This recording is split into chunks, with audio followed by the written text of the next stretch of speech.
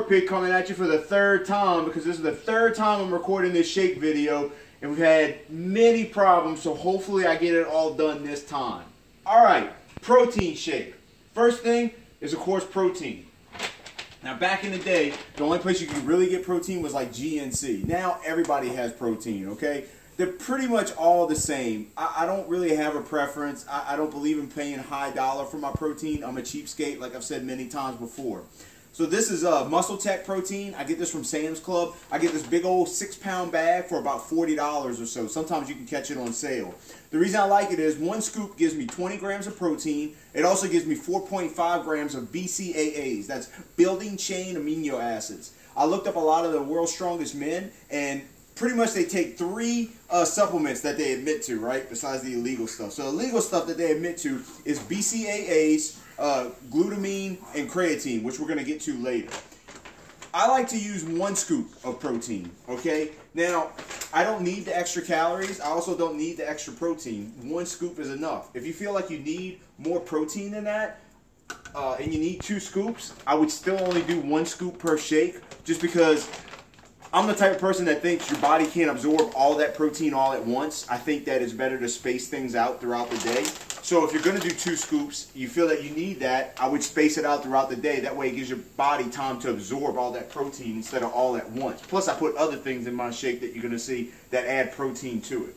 So first thing we got is the protein. Next, I'm going to put creatine.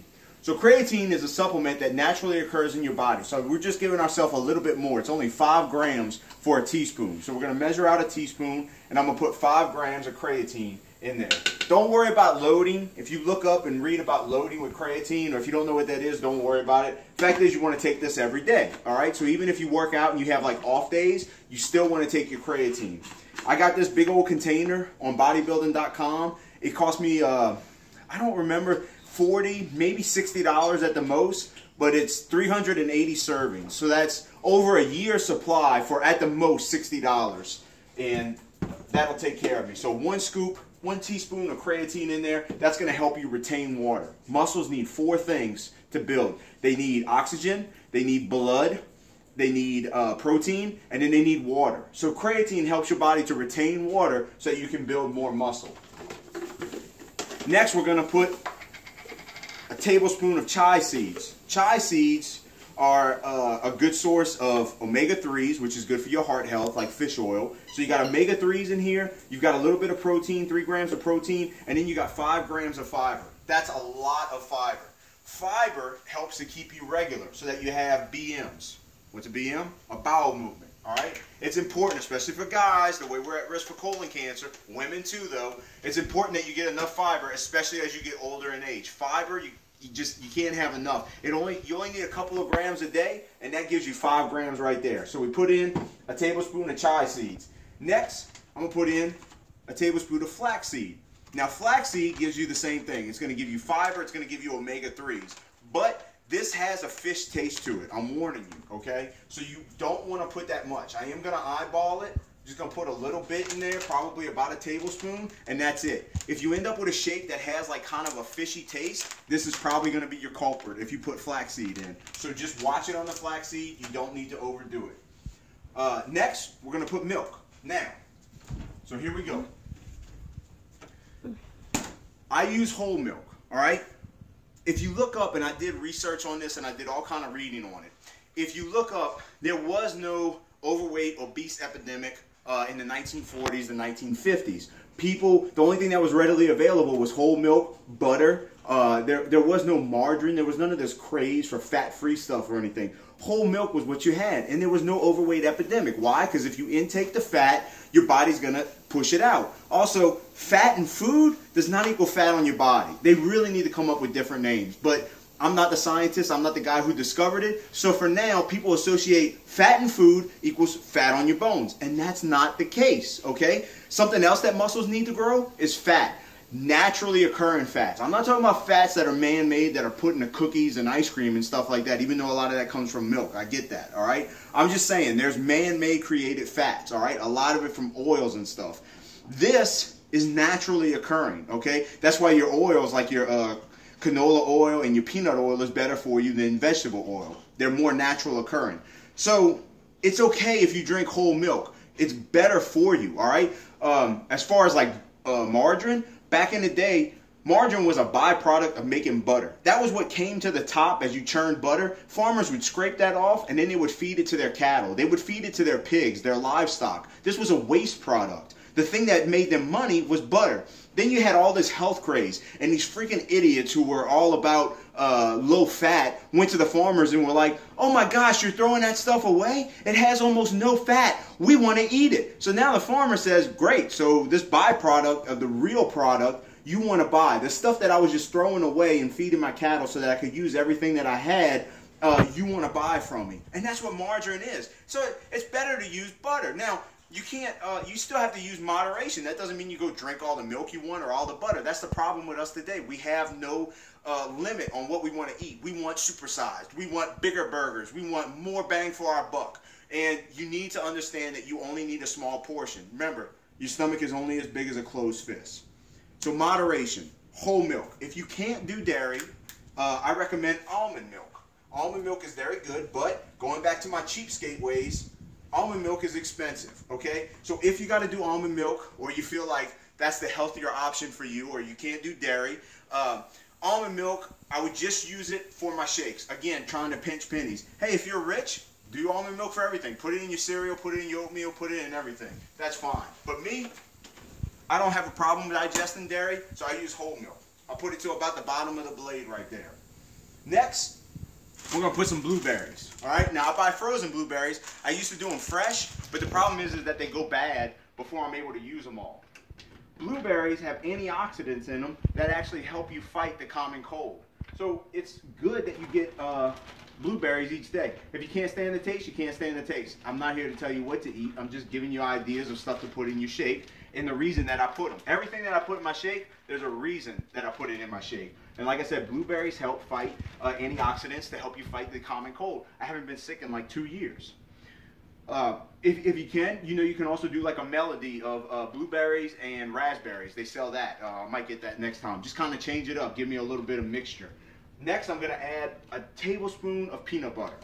Remember, back in the day, bodybuilders, all they had was milk, eggs. I'm sorry, they had eggs, tuna fish, and peanut butter. This was what bodybuilders originally had to get their protein before there was all these protein shakes and all kind of power bars and different ways to get your protein throughout the day. All you had was peanut butter, tuna fish, and eggs. So a good helping of peanut butter. I like to use the natural peanut butter. It's supposed to be ground up, just peanuts, right? Nothing added or anything. I get 2 of these big old jars from Sam's Club for $10. So that's why I use Skippy. If you don't like the taste of Skippy, I get that. If you don't like the taste of natural, that's fine. Just get regular peanut butter. Don't do the reduced fat peanut butter or fat free.